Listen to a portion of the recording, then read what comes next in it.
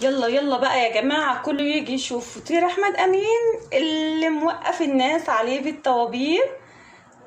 هعملهولك وهقولك على كل أسراره وهقولك ازاي ينجح معاكي، وهقولك دايما تعمليه وتكون موجود عندك في البيت. ادخلي شوفي الفيديو، بس ان شاء الله لو عجبك ما تنسيش تحطي لايك.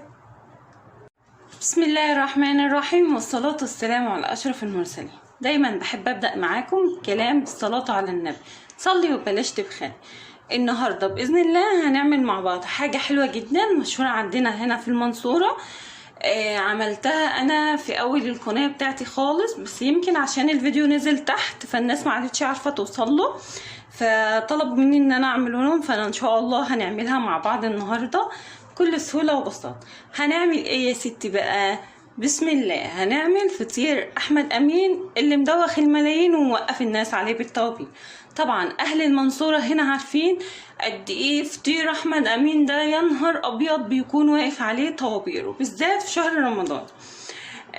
انا هعملهولك في البيت بكل سهولة، بنفس الطعم، بنفس الحلاوة، بنفس الشكل، بكل حاجة، بل بالعكس بكميات موفرة كمان. يعني الفطيرة دلوقتي عملت 5 جنيه، فايه رأيك لو هنعمل 5-6 فطاير ب10 جنيه؟ يبقى احنا ما غرمناش اي حاجة خالص. ازاي بقى؟ تعالى اقولك. اول حاجة هنعملها ان شاء الله هي هتكون الشربات. عندي هنا كوباية من السكر، عليها نص ليمونة، وكوباية زيها من المية. هو ده، مفيش اكتر من كده. ادا السكر وده المية هنرفعهم على النار لمدة 5 دقايق، ما بنقلبهمش، ما بنجيش ناحيتهم خالص، ما بنعملش فيهم اي حاجة، عشان انت لو قلبت السكر بيجي كده في الجوانب ويسكر، وما بيبقاش بصراحة، بيبوظ منك وبيبوظ لك الحاجة اللي انت بتعمليها. نرفع الشربات على النار ونرجع نشوف مقادير الفطير. ايه بقى يا ستي مقادير الفطير بتاعتنا؟ عندي هنا نص كيلو من الحليب، عليه 2 كبار كده هرميين من النشا، وزيهم 2 من كريم الشانتيه. تمام؟ مش شرط خالص يكون فيه كريم شانتيه، طالما مش موجود مفيش اي مشكله، احنا بس بنعزز الطعم مش اكتر. انا ما بضيفش سكر لان اصل الكريمه ما بتحطش فيها سكر، احنا بنكتفي بسقايه الشربات مش اكتر. عندي سمنه، وعندي لفة جلاش واحدة. انت طبعا عايزة تضاعفي الكمية، ده شيء يرجع لك. الوقت كل اللي هعمله هحط النشا والكريمة على الحليب وهندوبها كويس.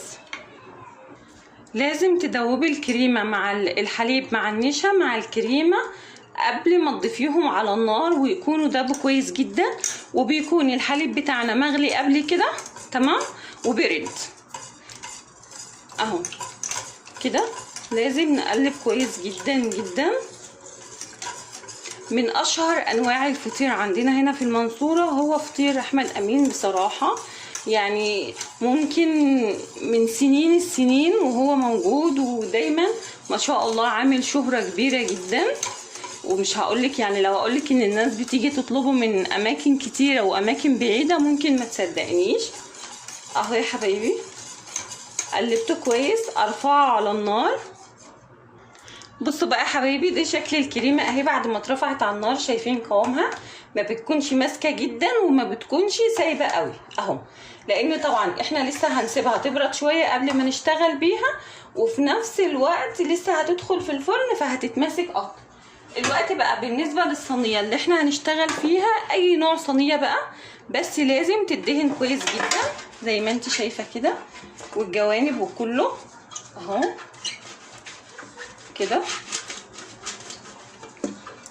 وهنسيب بردك الصينيه بتاعتنا دي على جنب. انا هنا عامله خليط ما بين السمنه والزيت. انت تقدري تعملي خليط زيت سمنه، تقدري تعملي خليط ما بين الاتنين، تقدري تعملي زبده وزيت، المتاح عندك مفيش اي مشكله. نركن دي بقى على جنب ونبدا نطلع الجلاش بتاعنا. اي نوع بردك من الجلاش انت بتحبي تستعمليه استعمليه اهو. هنبدأ بقى نطلعه نفكه عشان نشتغل فيه اهو. هو طبعا يفضل ان هي دايما تكون صابحة، بس يعني عارفين فكرة ان انت تلاقي جلاش صابح في نفس اليوم مش بتكون متاحة بصراحة. فانا ده ببقى اجيبه واحتفظ بيه في الفريزر وبشتغل بيه عادي، مفيش اي مشكلة. المهم ان انت بس ما تسيبوهوش ينشف او ما تطوليش في الشغل شويه. انا هسيبه زي ما هو كده وهشتغل. احنا بقى هنا لفه الجلاش دايما بحب اعدها، اشوفها مثلا عامله معايا كام ورقه. كده 2 4 كده 6 8 10. المفروض ان كل فطيرة تبقى ورقتين 2. تمام اهو يا حبايبي كده ورقتين 2. انا بقى هشتغل باللي اتكسرت دي الاول. تمام بصوا بقى يا حبايبي، انا عملت الاولانيه، هوريكي بقى ان احنا بنعمله ازاي، او عامه المحل بيعمله ازاي. اهو احنا بناخد 2 بندهن اللي جوه بس يا جماعه. تمام اللي جوه بس هي اللي بتدهن، اللي بره او اللي تحت انت ما بتدهنهاش ولا بتيجي ناحيتها. اهي بصي هما 2 اهمت كده، ديت بتفضل بيضه زي ما هي، الشغل كلاته بيبقى في اللي جوه. وبعدين يا ستي بقوم جايبه بقى كميه المهلبيه اللي انا حباها، او يعني عايزه كتير عايزه قليل انتي وراحتك. وبعدين بجيب الطبقه كده اهو، وهقوم حطاها بالمنظر ده كده، وادي لنفسي بس وسع واريح الفطيره. وبعدين ادهن دي كده. بصوا هو مش ممكن تتوقعي السهوله بتاعته والبساطه، بس والله يا جماعه عشق كده، عشق سبحان الله يعني. ونقوم مطبقين الجزء التاني ونقوم دهنينه بردك بالمنظر ده كده اهو. وتجيبي الجزء ده كده اهو يا ستي اهو، وبردك تدهنيه.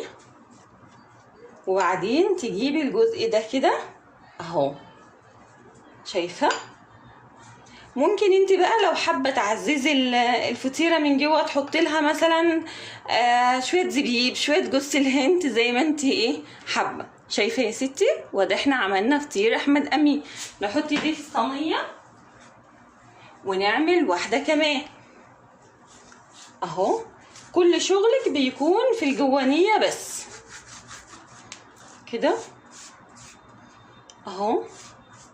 دايما لما نكون خارجين رايحين المنصوره لازم نعدي نجيب منه، حتى لو بنعرف نعمله. بس هي بصوا يا جماعه سبحان الله هي ارزاق في الاول وفي الاخر، وفي نفس الوقت ربنا بيحل الحاجه دي عشان يرزق اصحابها.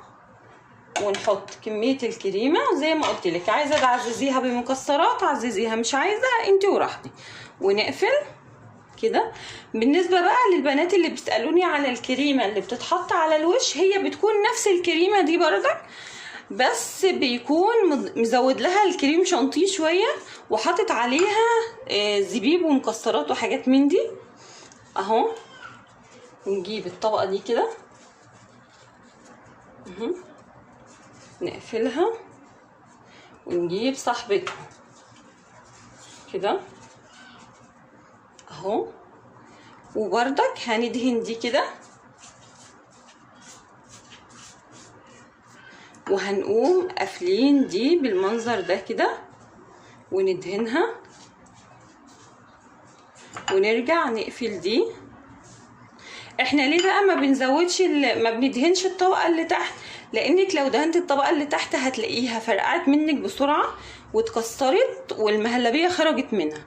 انا هخلص بقى كلات الكميه بالمنظر ده كده، وبعدين ارجع اوريها لك قبل ما ادخلها الفرن. بصوا بقى يا حبايبي، بعد ما خلصت الفطير بتاعي لازم وشه يدهن حلو اهو. يعني ما شاء الله من لفه الجلاش يا جماعه عملنا 6 وحدات، بس في واحده طبقه واحده بس. تمام مش 2. يعني هي الجلاشه لقيت في واحده تحت كده لوحدها فعملتها لوحدها. تدهنيها بقى كله كده. الجلاش بتاعنا ده بقى او الفطير بتاعنا ده بيدخل على درجه حراره 180، الفرن شغال من تحت بس ما تشغلولوش من فوق اصلا هيتحرق معاكي بسرعه. وبعد ما يطلع بقى نرجع نسقيه الشربات ونعمل له اهم خطوه اللي بتميزه عن باقي الفطير. الوقت بقى يا حبايبي بعد الفطير بتاعنا ما خلص، هو دايما حتى لو انت بتشتريه من المحل الحته اللي بتبقى فيها الكريمه بتكون بيضه كده، فما تقلقيش مهما بتحمريها بتحسي انها ما احمرتش معاكي. هنبدأ بقى نسقيه الشربات. هو عامة هياخد كمية الشربات كلها في المحل بقى، والراجل واقف اول ما بيجي يعمل حركة الشربات ده دايما بيكون معاه سكينة وبيخبط كل فطيرة من النص عشان الشربات يدخل لقلب الكريمة من جوه. تمام.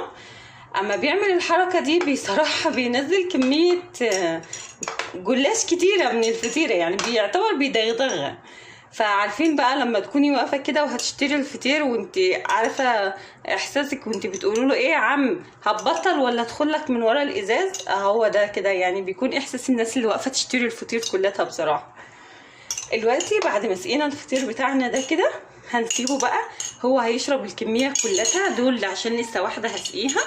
هنسيبه يشرب الكميه بتاعه السكر ده والسكر يوصل له كولاته، وبعد كده نرجع نعمل اهم خطوه في الموضوع كله. ايه هي بقى اهم خطوه في الموضوع بتاع الفطير بتاع احمد امين كلها يا جماعه؟ هي السكر البودر. بصوا بقى، سكر بودر على قد ما قولي كده يا سلام عليها ويا سلام على جمالها. هو ده بقى يا جماعه فطير احمد امين.